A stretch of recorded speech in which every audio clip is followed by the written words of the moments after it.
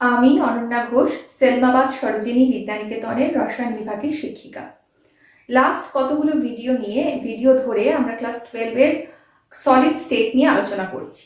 আজকে আমরা ওই একই চ্যাপ্টারের একটা অন্যতম গুরুত্বপূর্ণ অংশ, যেখানে আমরা কতগুলো কঠিন পদার্থের স্ট্রাকচার নিয়ে বা কতগুলো কেলাসের স্ট্রাকচার নিয়ে আলোচনা করব, যার মধ্যে অন্যতম একটা গুরুত্বপূর্ণ এবং খুবই কমন একটা স্ট্রাকচার হলো সোডিয়াম ক্লোরাইড। আমাদের প্রত্যেকের খুব পরিচিত, যে স্ট্রাকচারটা অলরেডি বোর্ডের মধ্যে এঁকে রেখেছি। তো সোডিয়াম ক্লোরাইডের ক্ষেত্রে আমরা জানি যে Cl মাইনাস অ্যানায়ন হিসেবে থাকে এবং সোডিয়াম প্লাস ক্যাটায়ন হিসেবে থাকে। এই যে Cl মাইনাস, এই Cl মাইনাস একটি কিউবিক ল্যাটিসের প্রত্যেকটা যে কর্নার বা কৌণিক বিন্দু সেখানে বসে, এবং এই Cl মাইনাস গুলো এমন ভাবে নিজেদের অ্যারেঞ্জ করে যার জন্য ওই স্কেলাসটা কিন্তু একটা কিউবিক শেপের দেখতে হয়। এবং এই Cl মাইনাস গুলো বসার পরে যে অষ্টতলকীয় ফাঁক তৈরি হয়, সেই অষ্টতলকীয় ফাঁকগুলোর মধ্যে কিন্তু সোডিয়াম প্লাস ক্যাটায়নটা বসে। অর্থাৎ আমরা বলতে পারি যে Cl মাইনাস গুলো কৌণিক বিন্দুতে বসে। এই ছবি থেকে আমরা দেখতে পাচ্ছি যে Cl মাইনাসে কৌণিক বিন্দুতে বসেছে এবং পাশাপাশি পৃষ্ঠ কেন্দ্রে বসেছে। আর উল্টো দিকে সোডিয়াম প্লাস গুলো কোথায় বসেছে? সোডিয়াম প্লাস একটা তো সেন্টারে বসেছে, অর্থাৎ দেহ কেন্দ্রে বসেছে। আর এ বাদ দিয়ে এরা প্রান্ত বিন্দুগুলোতে বা প্রান্ত কেন্দ্রে, স্পেসিফিক্যালি প্রান্ত কেন্দ্র বলাটাই ভালো, প্রান্ত কেন্দ্রে এবং দেহ কেন্দ্রে সোডিয়াম প্লাস বসেছে। আর Cl মাইনাস বসেছে কৌণিক বিন্দুগুলোতে এবং পৃষ্ঠ কেন্দ্রে। যদি এই স্ট্রাকচারটা একটু ভালো করে স্টাডি করা যায়, তাহলে আমরা দেখতে পাবো যে একটা সোডিয়াম প্লাসকে ঘিরে 6টা Cl মাইনাস রয়েছে। সিমিলারলি একটা Cl মাইনাসকে ঘিরে 6টা Na প্লাস রয়েছে। সোডিয়াম প্লাসের চারপাশেও 6টা Cl মাইনাস এবং একটা Cl মাইনাসের চারপাশেও 6টা সোডিয়াম প্লাস।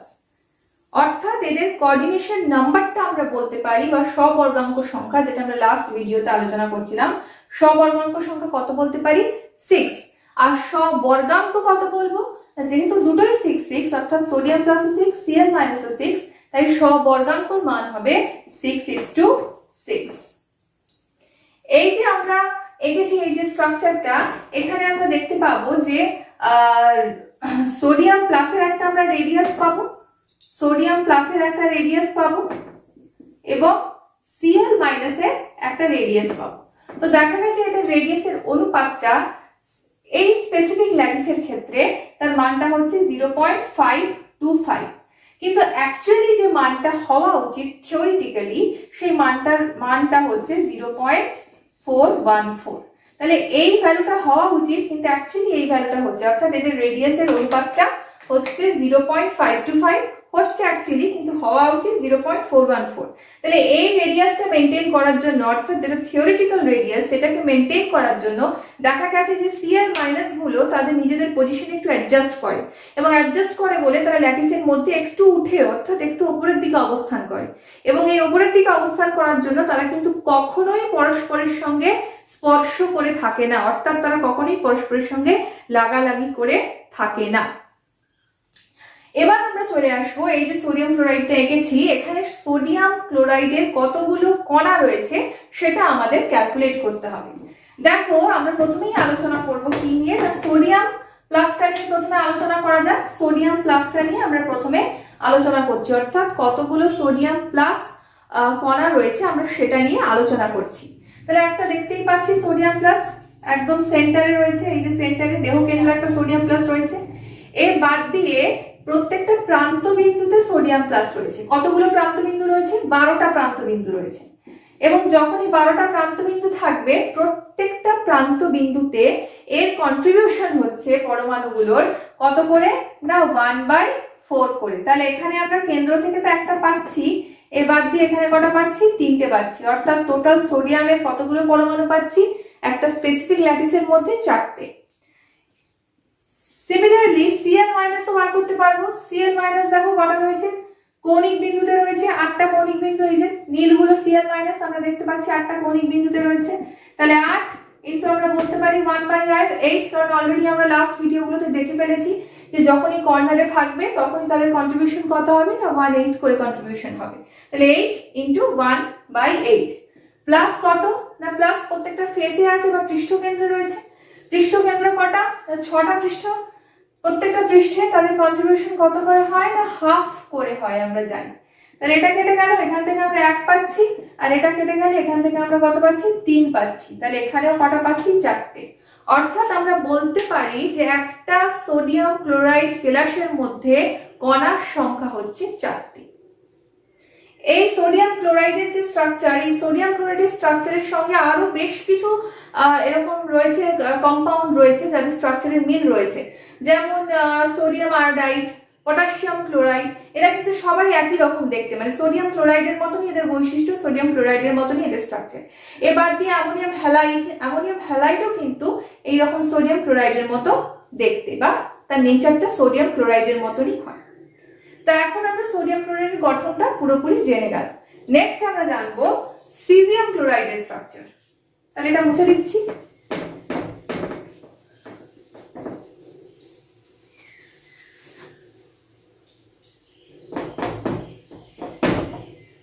নেক্সট আমরা চলে আসবো সিজিয়াম ক্লোরাইডের স্ট্রাকচার।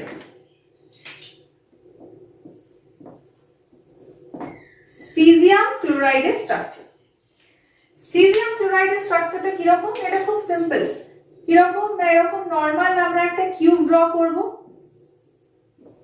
যেরকম নর্মালি কিউব হয়, আমরা একটা নর্মাল কিউব ড্র করলাম। এই কিউবের প্রত্যেকটা যে কর্নার, অর্থাৎ যে কৌণিক বিন্দুগুলো রয়েছে, এই কৌণিক বিন্দুতে প্রত্যেকটাতে Cl মাইনাস গুলো বসে। প্রত্যেকটা যে কৌণিক বিন্দু, এই প্রত্যেকটা কৌণিক বিন্দুতে একটা করে Cl মাইনাস বসে, এবং ঠিক এর সেন্টার মাঝখানে থাকে একটা সিজিয়াম প্লাস। কর্নার গুলোতে থাকে Cl মাইনাস এবং সেন্টারে থাকে সিজিয়াম প্লাস। দেখা গেছে যদি এর পুরো ক্রিস্টালটা নিয়ে আমরা স্টাডি করি, তাহলে আমরা দেখতে পাবো যে Cl মাইনাস, এখানে একটা Cl মাইনাস পরপর, এটা আমি একটা ইউনিট এঁকেছি, এরকম ইউনিটগুলো কিন্তু কন্টিনিউ হবে, ওপরে নিচে এরকম চলতে থাকবে। তাহলে দেখতে পাবো এই স্ট্রাকচার থেকে যে একটা Cl মাইনাসকে ঘিরে কিন্তু 8টা সিজিয়াম প্লাস রয়েছে। একটা Cl মাইনাসকে ঘিরে 8টা সিজিয়াম প্লাস রয়েছে। সিমিলারলি একটা সিজিয়াম প্লাসকে ঘিরেও কিন্তু 8টা Cl মাইনাস রয়েছে। তাহলে একটা Cl মাইনাসকে ঘিরে 8টা সিজিয়াম প্লাস, ঠিক আগের মতো যেমন সোডিয়াম ক্লোরাইডের ক্ষেত্রে বলেছিলাম, একটা Cl মাইনাসকে ঘিরে যেরকম 8টা সিজিয়াম প্লাস থাকছে, সিমিলারলি একটা সিজিয়াম প্লাসকে ঘিরেও কিন্তু 8টা Cl মাইনাস থাকছে। তাহলে এদের ক্ষেত্রেও কোঅর্ডিনেশন নাম্বার কিন্তু 8। এদের ক্ষেত্রে যেহেতু দুটোই 8 8, কোঅর্ডিনেশন নাম্বার কিন্তু 8। এবং সবর্গাঙ্ক কত? কোঅর্ডিনেশনটা কত? না 8:8, অর্থাৎ একটা Cl মাইনাস 8টা সিজিয়াম প্লাস দ্বারা পরিবেষ্টিত, বা সিমিলারলি আমরা ঘুরিয়ে বলতে পারি যে একটা সিজিয়াম প্লাস 8টা Cl মাইনাস দ্বারা পরিবেষ্টিত। একই রকম। তাহলে এদের ক্ষেত্রেও আমরা দেখতে পাবো, এদের ক্ষেত্রে আমরা একটা রেডিয়াস পাবো, মানে সেই রেডিয়াসটা কত না আর সিজিয়াম প্লাস বা আর Cl মাইনাস, এরকম একটা রেডিয়াস পাবো। এই এদের অনুপাতটা কত হয়? জেনারেলি দেখা গেছে হওয়া উচিত 0.732, কিন্তু অ্যাকচুয়ালি হওয়া উচিত 0.93, এরকম একটা ভ্যালু দাঁড়ানো উচিত। তাই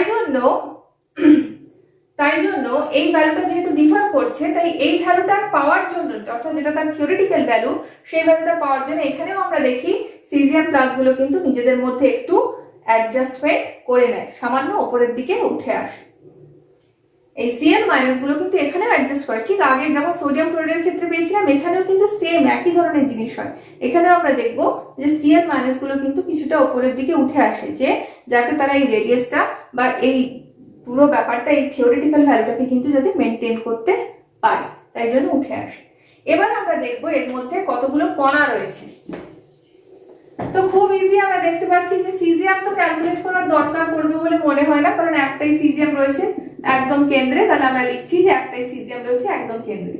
Cl মাইনাস কতগুলো রয়েছে? Cl মাইনাস আমরা দেখতে পাচ্ছি এখানে 8টা রয়েছে, এবং প্রত্যেকের কন্ট্রিবিউশন 1/8 করে, আগের মতনই। তাহলে 1, তাহলে সিজিয়াম প্লাসও পাচ্ছি একটা, Cl মাইনাসও পাচ্ছি একটা।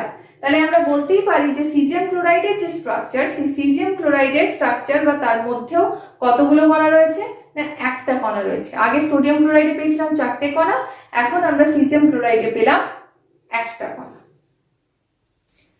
এখন আমরা চলে আসবো কেলাসের ত্রুটি। বা ডিফেক্টস ইন ক্রিস্টাল নিয়ে।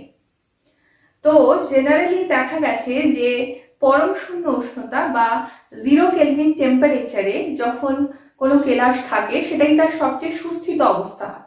অর্থাৎ সুস্থিত অবস্থা এই জন্য বলছি, তখন তাদের যে স্ট্রাকচারটা হয় সেই স্ট্রাকচারের এনার্জি কিন্তু সবচেয়ে কম থাকে।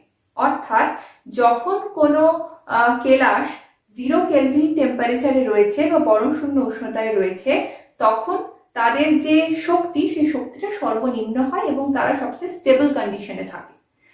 কিন্তু যদি আমরা টেম্পারেচারটা কিছুটা ইনক্রিজ করি বা টেম্পারেচার বৃদ্ধি করি, তাহলে স্বাভাবিকভাবেই তাদের মধ্যে র্যান্ডামনেস তৈরি হবে। এটা আমরা প্রত্যেকেই জানি। র্যান্ডামনেস তৈরি হওয়া অর্থাৎ আমরা বলতে পারি তাদের মধ্যে বিশৃঙ্খলতা সৃষ্টি হবে, তাদের বিন্যাসের পরিবর্তন হবে। এবং এই বিন্যাসের পরিবর্তনের জন্য যদি দেখি যে ওই কেলাসের মধ্যে যে স্পেসিফিক কণাগুলো রয়েছে তাদের অবস্থানের যদি পরিবর্তন হয়, ওই কেলাসের মধ্যে যে স্পেসিফিক কণাগুলো রয়েছে তাদের অবস্থানের যদি কিছু পরিবর্তন হয়, তাহলে তখন আমরা সেই জিনিসটাকেই বলবো কেলাসের ত্রুটি বা ডিফেক্ট ইন ক্রিস্টাল। টেম্পারেচার বাড়ানোর সঙ্গে সঙ্গে যদি কেলাসের বিন্যাসে তাদের যে অ্যারেঞ্জমেন্ট, তাদের কণাগুলোর যে বিন্যাস, তাতে যদি কোনো পরিবর্তন হয়, তখন সেই জিনিসটাকেই বলা হয় কেলাসের ত্রুটি বা ডিফেক্ট ইন ক্রিস্টাল। এই ডিফেক্ট ইন ক্রিস্টাল বা ত্রুটিকে আমরা দুটো ভাগে ভাগ করতে পারি। একটাকে বলা হয় ইলেকট্রনিক ত্রুটি। কেলাসের ত্রুটির দুটো টাইপ রয়েছে। ফার্স্ট যেটা নিয়ে আমরা আলোচনা করছি, একটাকে আমরা বলি ইলেকট্রনিক ত্রুটি, আর দ্বিতীয়টা হচ্ছে পারমাণবিক ত্রুটি।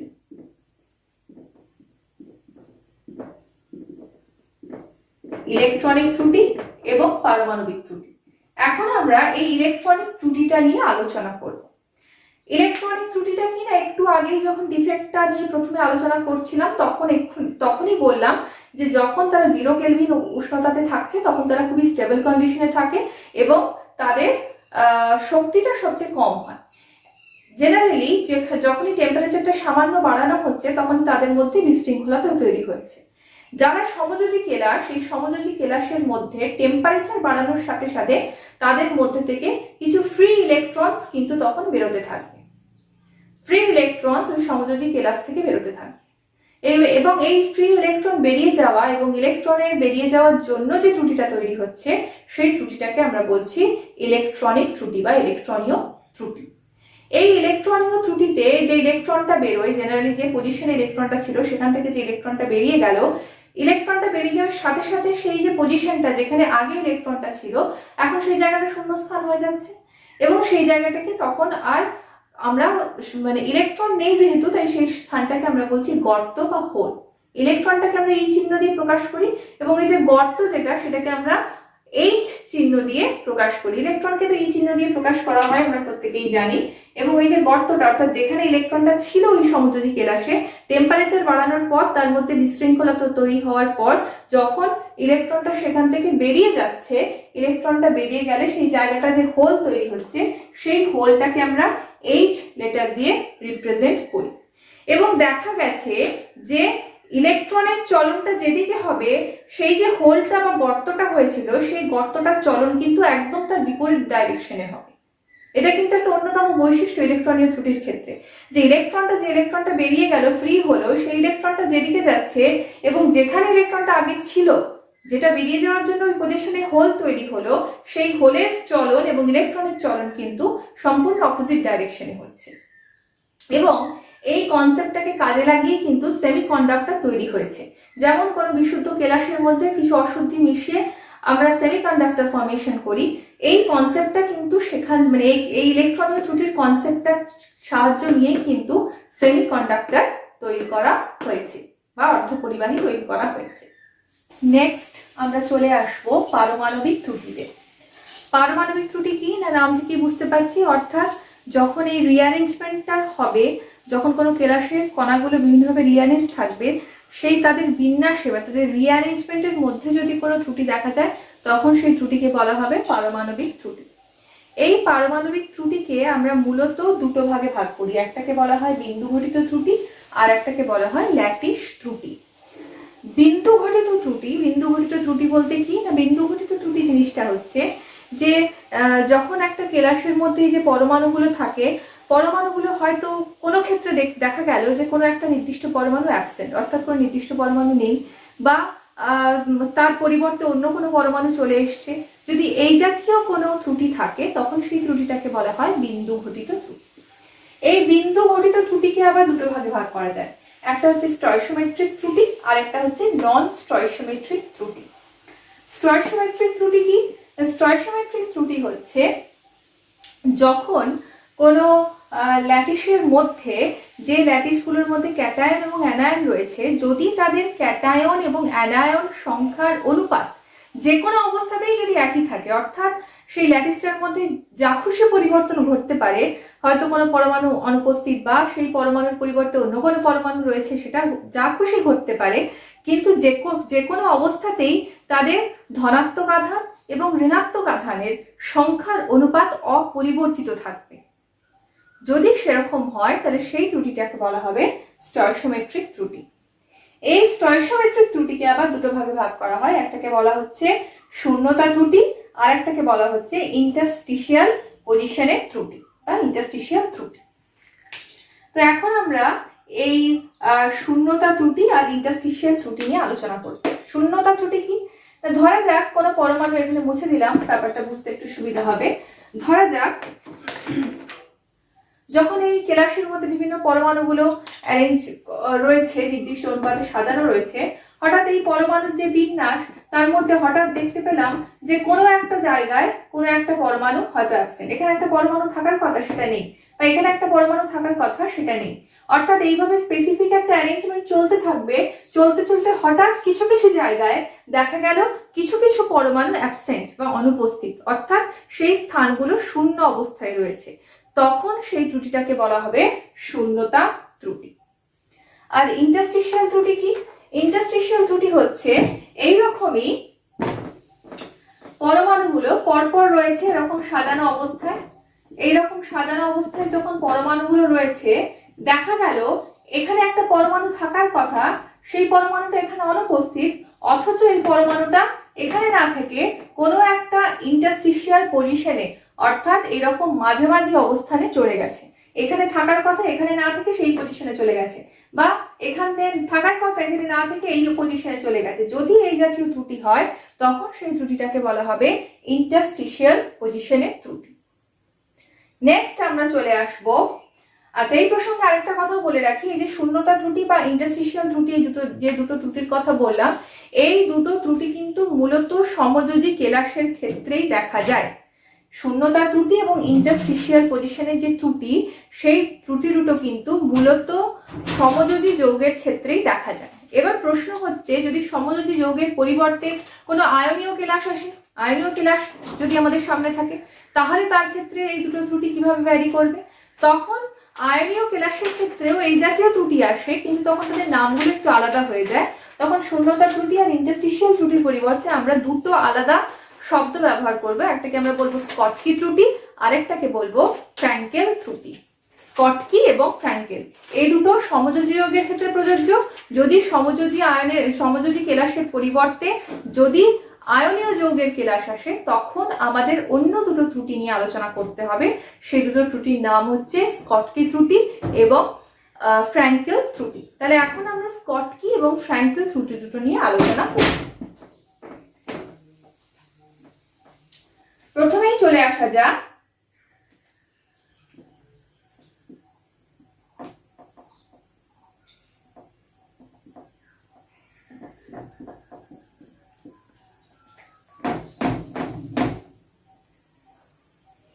এখন আমরা দেখব স্কটকি ত্রুটি এবং ফ্র্যাঙ্কেল ত্রুটি। এই স্কটকি এবং ফ্র্যাঙ্কেল যে ত্রুটি, এই দুটো ত্রুটি কিন্তু আয়নীয় যৌগের ক্ষেত্রে প্রযোজ্য। স্কটকি ত্রুটি কি না? স্কটকি ত্রুটি আয়নীয় যৌগ মানে সেখানে অবশ্যই ক্যাটায়ন এবং অ্যানায়ন থাকবে। ধরে নিচ্ছি এরকম একটা অ্যারেঞ্জমেন্ট রয়েছে, এখানে একটা A+ রয়েছে, এর ঠিক পরের পজিশনে একটা B- রয়েছে, আবার এই পজিশনে এরকম A+ রয়েছে, এইভাবে পরপর কন্টিনিউ চলতে থাকছে। এখানেও আমরা দেখবো B- রয়েছে, এখানে A+ রয়েছে, যেভাবে অল্টারনেটিভ পজিশনে চলতে থাকে। এইভাবে হঠাৎ করে যদি চলতে চলতে আমরা দেখি যে এরকম কোনো একটা পজিশনে হয়তো একটা ক্যাটায়ন নেই, এখানে একটা সোডিয়াম এখানে একটা Na+ থাকার কথা, Na+ নেই, এভাবে এটা কিন্তু কন্টিনিউয়াসলি চলতে থাকছে ওপর নিচ চারিদিক দিয়ে। তাহলে এখানে একটা পজিশনে A+ থাকা উচিত, A+ নেই। যদি এরকম কোনো ত্রুটি তৈরি হয় তখন সেই ত্রুটি বা সিমিলারলি বলতে পারি যে এরকম একটা লাইন চলছে, এখানে B-, এখানে আবার A+, এখানে আবার B-, হতে হতে আবার যখন নিচের লাইনটা এলো এখানে A+, এই পজিশনে ধরে নিলাম B- হওয়ার কথা, কিন্তু এই পজিশনটা ফাঁকা। অর্থাৎ এইভাবে একটা কোনো আয়নীয় যৌগের ক্ষেত্রে ক্যাটায়ন অ্যানায়ন এভাবে যে রিঅ্যারেঞ্জমেন্ট যে হচ্ছে, তার কোনো একটা স্পেসিফিক পজিশনে হয়তো কোনো সময় দেখবো কোনো ক্যাটায়ন মিসিং রয়েছে বা কোনো একটা সময় দেখবো কোনো অ্যানায়ন মিসিং রয়েছে। যদি এই জাতীয় ত্রুটি হয় তখন সেই ত্রুটিটাকে আমরা বলবো স্কটকি ত্রুটি। আর ফ্র্যাঙ্কলিন ত্রুটিটা কি? ফ্র্যাঙ্কলিন ত্রুটিটা হচ্ছে যদি এইরকমই চলতে থাকে কোনো একটা আয়নীয় যৌগের ক্ষেত্রে যদি এইরকমই পরপর চলতে থাকে ব্যাপারটা, হয়তো দেখলাম এখানে একটা B- হওয়ার কথা, কিন্তু সেই B- এখানে নেই, কোথায় চলে গেছে? ঠিক তার ইন্টারস্টিশিয়াল পজিশনে গিয়ে B- বসেছে। যদি এই জাতীয় ত্রুটি হয় বা এখানে একটা A+ থাকার কথা কিন্তু A+টা এখানে না বসে তাদের ইন্টারস্টিশিয়াল পজিশনে গিয়ে A+টা বসে গেছে, যদি এইরকম ঘটনা ঘটে তখন তাকে বলবো ফ্র্যাঙ্কেল ত্রুটি। স্কটকি ত্রুটি মানে কোনো অ্যারেঞ্জমেন্টের মধ্যে কোনো যেখানে ক্যাটায়ন ম্যানায়ন থাকার কথা কোনো একটা স্পেসিফিক পজিশনে হয়তো দেখলাম ক্যাটায়ন ম্যানায়ন নেই, তখন সেই ত্রুটিটাকে আমরা বলছি স্কটকি। আর ফ্র্যাঙ্কেল ত্রুটি হচ্ছে এইভাবেই অ্যারেঞ্জমেন্টটা হবে, হয়তো এই পজিশনে একটা ক্যাটায়ন থাকার কথা বা এই পজিশনে একটা অ্যানায়ন থাকার কথা, তারা ওই পজিশনে না থেকে তাদের ঠিক পরবর্তী বা রেসপেক্টিভ ইন্টারস্টিশিয়াল পজিশনে যদি চলে যায় তখন সেই ত্রুটিটাকে আমরা বলবো ফ্র্যাঙ্কেল ত্রুটি। ক্লিয়ার? নেক্সট আমরা চলে আসবো নন স্টয়চিওমেট্রিক ত্রুটিতে। নন স্টয়চিওমেট্রিক ত্রুটি কি না, যে কেলাসগুলোর মধ্যে যে ক্যাটায়ন এবং অ্যানায়ন থাকে, যদি কোনো কারণে ক্যাটায়ন এবং অ্যানায়নের সংখ্যার অনুপাতের পরিবর্তন হয়, অর্থাৎ সংখ্যার অনুপাতটা বিঘ্নিত হয় যে ত্রুটির জন্য, সেই ত্রুটিটাকে বলা হবে নন স্টয়চিওমেট্রিক ত্রুটি। এই নন স্টয়চিওমেট্রিক ত্রুটিকে আমরা মূলত তিনটে ভাগে ভাগ করি। প্রথম যে ভাগ সেটাকে বলছি অ্যানায়ন শূন্যতার জন্য ধাতু অতিরিক্ত ত্রুটি, দ্বিতীয়টা হচ্ছে ইন্টারস্টিশিয়াল ক্যাটায়নের জন্য ধাতু অতিরিক্ত ত্রুটি, আর লাস্ট হচ্ছে ক্যাটায়ন শূন্যতার জন্য ধাতু অভাব ত্রুটি। এবার এগুলোকে আমরা আলাদা আলাদা করে ডিসকাস করব। তো প্রথমেই আমরা চলে আসব অ্যানায়ন শূন্যতার জন্য ধাতু অতিরিক্ত ত্রুটি। এটা একটু ছবি দিয়ে এক্সপ্লেনেশনটা করব, তাহলে বুঝতে সুবিধা হবে। তাহলে এরকম আমরা অনেকগুলো স্ট্রাকচার এখনো পর্যন্ত দেখছি, এরকম অনেকগুলো ক্রিস্টাল, অনেকগুলো ল্যাটিস আমরা কল্পনা করছি যেখানে ক্যাটায়ন এবং অ্যানায়ন গুলো পরপর এইভাবে অ্যারেঞ্জ অবস্থাতে থাকছে। এখানে B- দিলাম, এখন A+, এইভাবে পরপর চলতে থাকবে।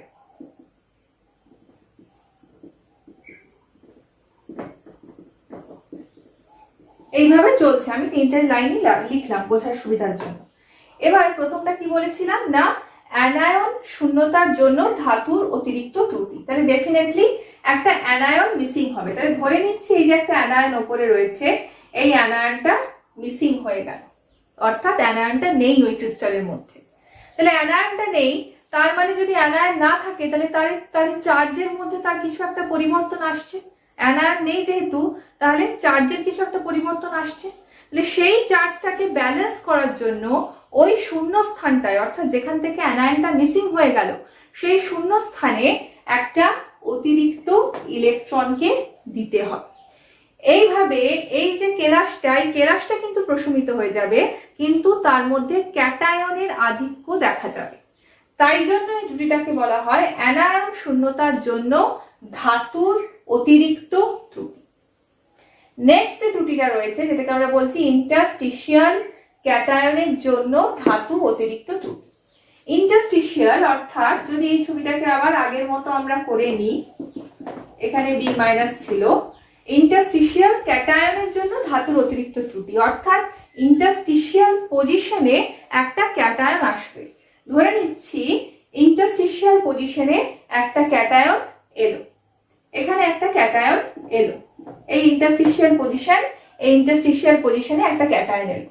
তাহলে যখনই এই কেলাসটার মধ্যে একটা ইন্টারস্টিশিয়াল পজিশনে একটা এক্সেসিভ ক্যাটায়ন চলে এলো, তখনই তার চার্জটা হ্যাম্পার করছে, চার্জটা পজিটিভ আধানের পরিমাণটা বেড়ে যাচ্ছে।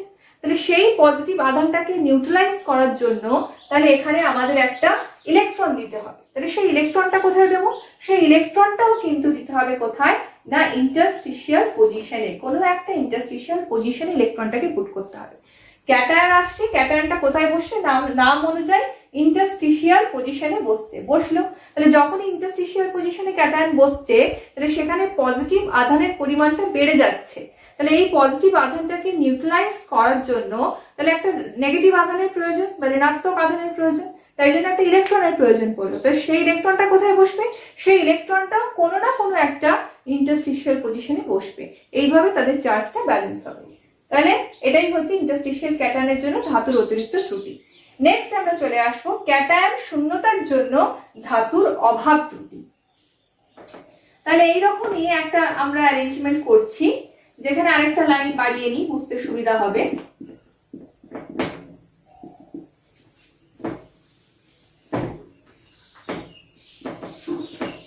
তাহলে এখানে এরকম একটা আমরা অ্যারেঞ্জমেন্ট দিয়েছি, একটা কেলাসকে এভাবে আমরা ড্র করেছি। তাহলে কি বলেছি না, ক্যাটায়ন শূন্যতার জন্য ধাতুর অভাব ত্রুটি। ক্যাটায়ন শূন্য অর্থাৎ কোথাও থেকে একটা ক্যাটায়ন মিসিং হয়। তাহলে ধরে নিচ্ছি এই ক্যাটায়নটা মিসিং হয়ে গেল, এখানে একটা A+ ক্যাটায়ন ছিল, সেই A+ ক্যাটায়নটা মিসিং হয়ে গেল, নেই A+ ক্যাটায়নটা। তাহলে এই যে A+ ক্যাটায়নটা মিসিং হলো, সেই যে পজিটিভ আধানটা, সেই পজিটিভ আধানটা কিন্তু এই পুরো ক্রিস্টালটার মধ্যে কোথাও না কোথাও কোনো না কোনো ভাবে ব্যালেন্স হবে। কিভাবে ব্যালেন্স হবে? দেখতে পাবো নেক্সট যে ক্যাটায়ন গুলো রয়েছে তার মধ্যে কোনো একটা ক্যাটায়ন হয়তো 2 ইউনিট পজিটিভ চার্জ নিয়ে নিল, এখানে 1 ইউনিট A+ চলে গেছিল, সেই মানে 1 ইউনিট A+ তার সঙ্গে নিজের যে 1 ইউনিট A+ ছিল, অর্থাৎ নিজের যে আরেকটা প্লাস আধান ছিল, এই দুটোকে নিয়ে কোনো একটা ক্রিস্টালের মধ্যে কোনো একটা ক্যাটায়ন হয়তো A++ আধান নিয়ে বসে রয়েছে। তাহলে আমরা দেখতে পাচ্ছি তাহলে ক্যাটায়নের শূন্যতা তৈরি হলো, এবং ক্যাটায়নের শূন্যতার জন্য আমরা এখানে কি দেখতে পাচ্ছি, একটা ধাতব পরমাণুর অভাব ঘটলো। কারণ ধাতব পরমাণু এখানে ছিল, সেটা মিসিং হয়ে গেছে, এবং চার্জটা খালি আমরা ব্যালেন্স করতে পেরেছি, কিন্তু পরমাণুটাকে আমরা ব্যালেন্স করতে পারিনি। এখানে মিসিং ছিল A+, শুধুমাত্র প্লাস আধানটাকে আমরা এখানে ব্যালেন্স করতে পেরেছি। তাহলে এখানে ক্যাটায়ন শূন্যতার জন্য ধাতুর অভাব তৈরি হলো। ক্যাটায়ন নেই, ক্যাটায়ন শূন্য হয়ে গেল, তাই এখানে একটা ধাতুর অভাব ঘটলো। এই ত্রুটিটাকেই বলা হয় ক্যাটায়ন শূন্যতার জন্য ধাতু অভাব